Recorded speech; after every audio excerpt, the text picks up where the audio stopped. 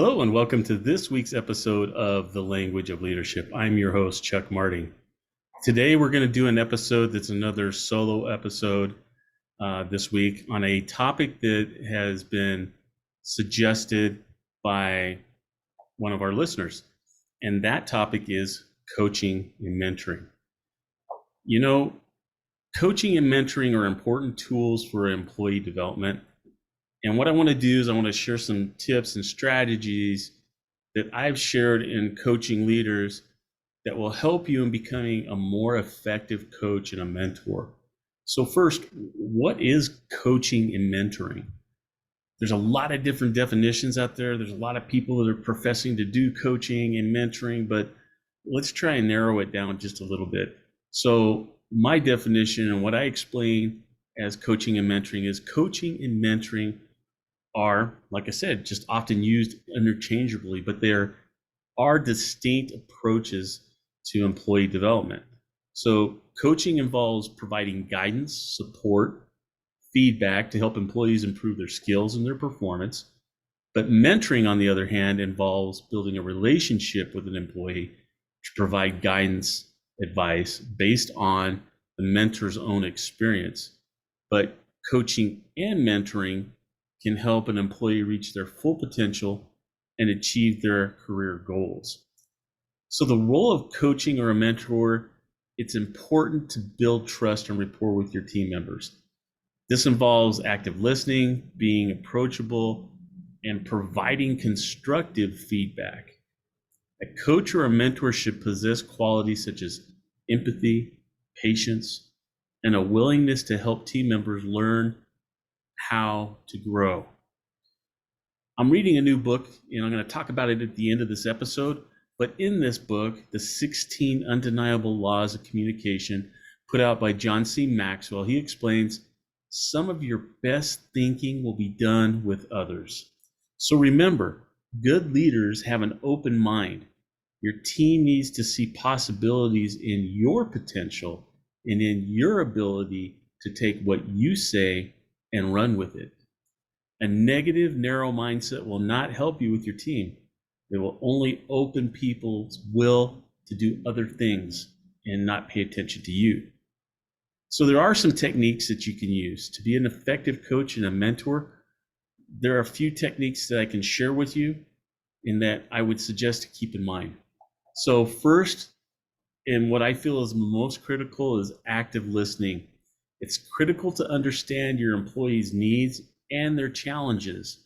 You need to be able to provide feedback in a constructive manner that helps the employee understand that what they need to do to improve. Setting specific goals helps employees stay focused and motivated.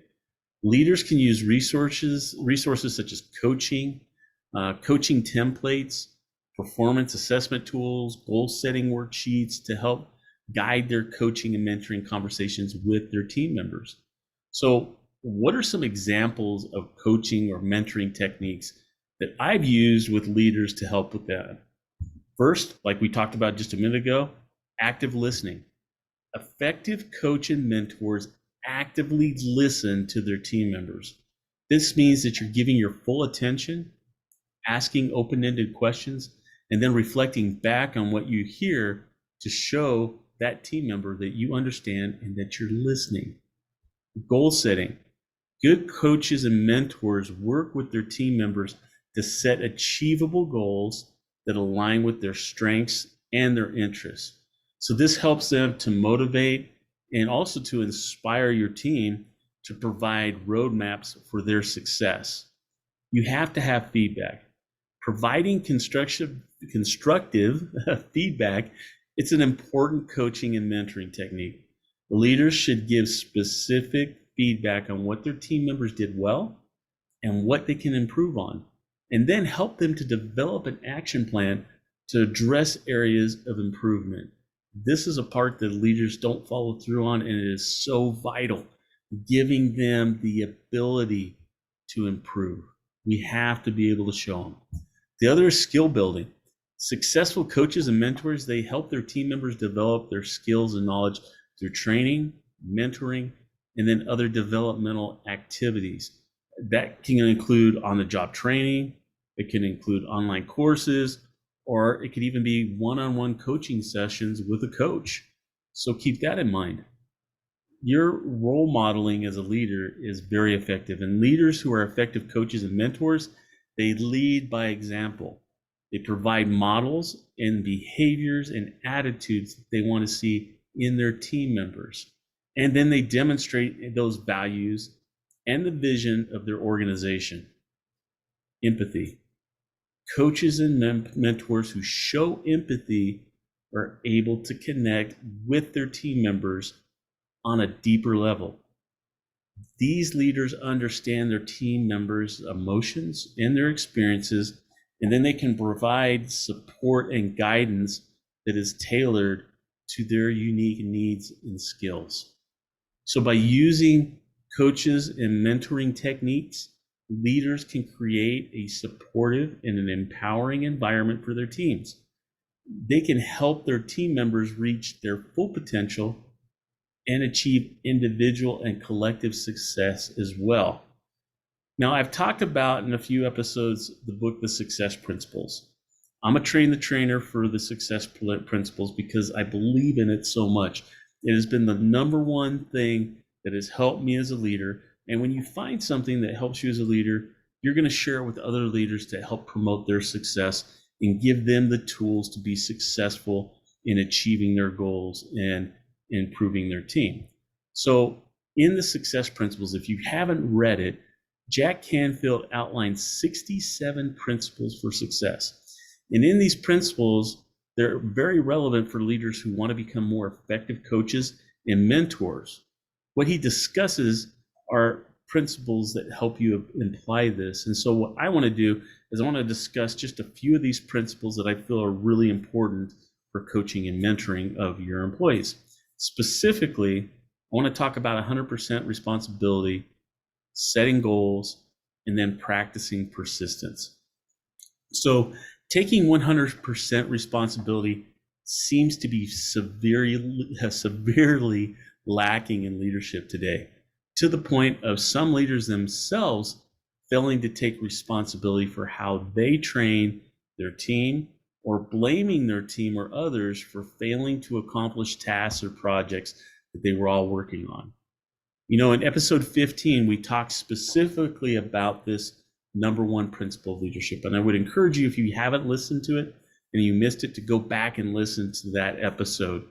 I know it will give you valuable insight as a leader, but here are a few of the examples that I talked about when talking about 100% responsibility for you and your team and the actions that you can take. Some stories that I'll share with you for this. Abraham Lincoln.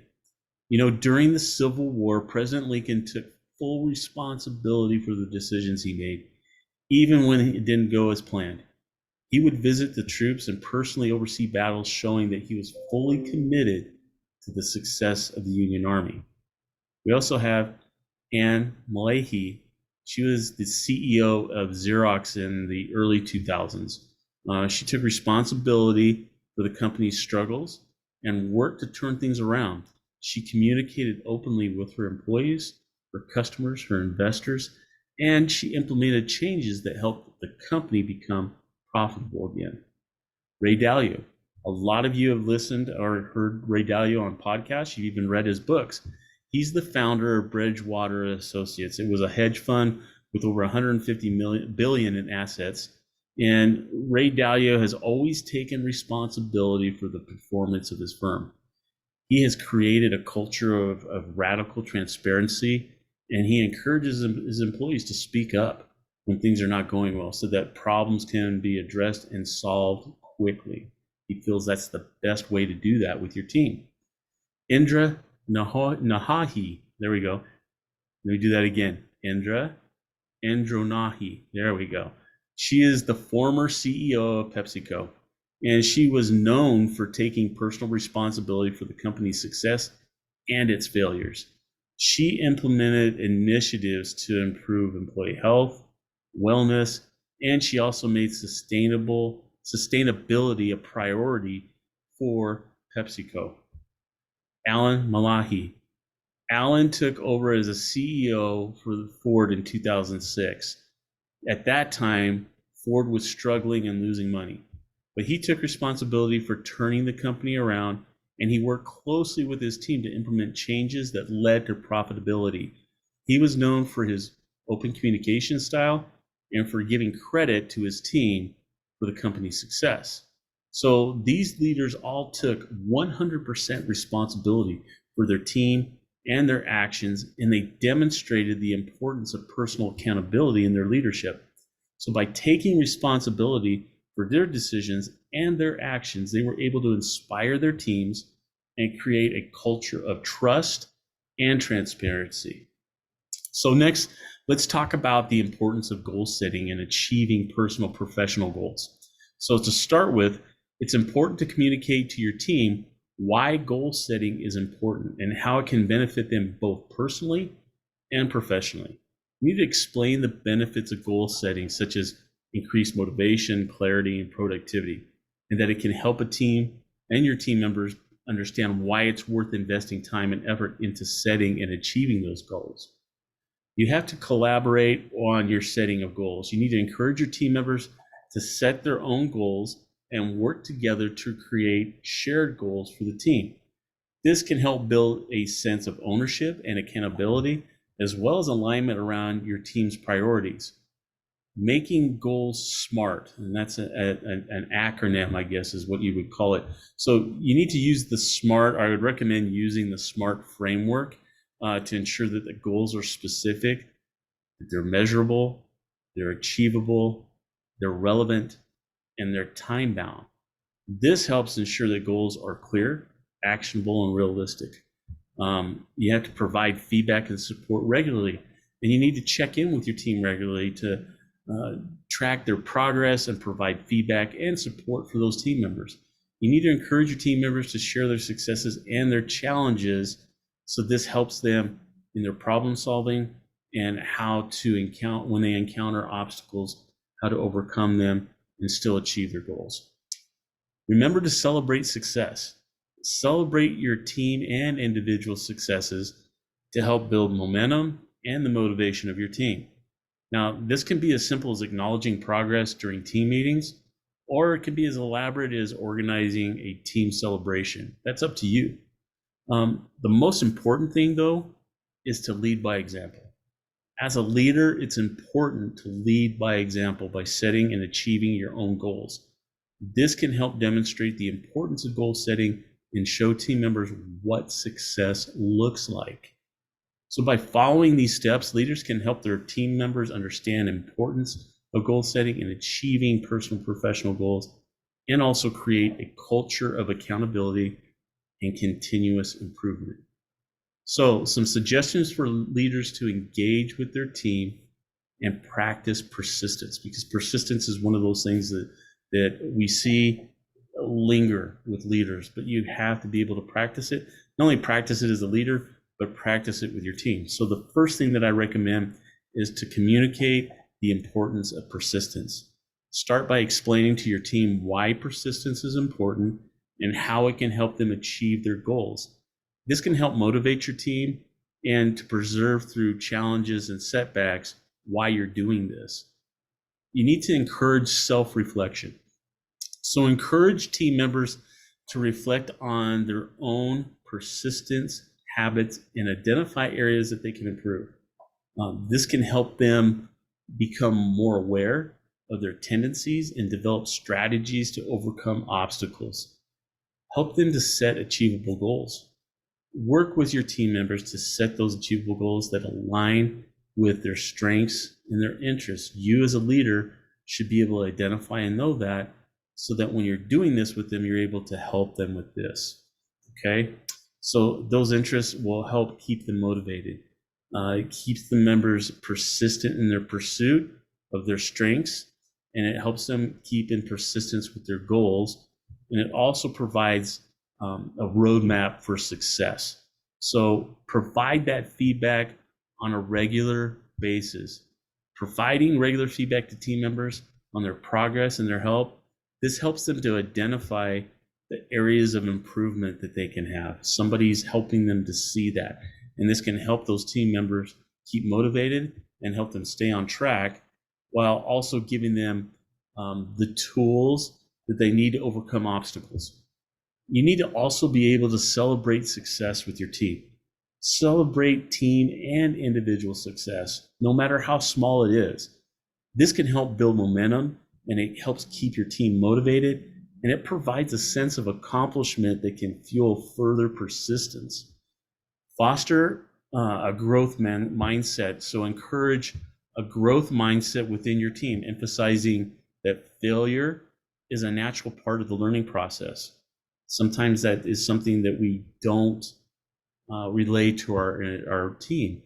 And also that persistence is key to overcoming these obstacles. That can help team members become more resilient in the face of challenges and setbacks, knowing that they're going to come, but we're going to keep moving forward and we'll achieve what we're doing. You as a leader need to lead by example. As a leader, it's important to model persistence by demonstrating persistence in the pursuit of your own goals. This can help inspire and motivate your team personally and professionally. So let's talk a little bit about challenges and solutions. So with coaching and mentoring, it can be challenging, especially when you're dealing with difficult employees or situations. So leaders, you may struggle with finding the time to coach and to mentor your team members, or you may face resistance from team members who are not receptive to feedback. It's important to address these challenges head on by setting clear expectations and communicating the benefits of coaching and mentoring, and being patient and persistent in your efforts. So in concluding this, coaching and mentoring are powerful tools for employees. They help develop, and leaders can help develop, and you can help your team members reach their full potential. You have to be able to build trust and also be able to provide constructive feedback, helping your team setting their goals, and also using available resources that you have, such as, like I mentioned earlier, the success principles for leaders. Leaders can become more effective coaches and mentors when they concentrate and they initiate the use of these tools.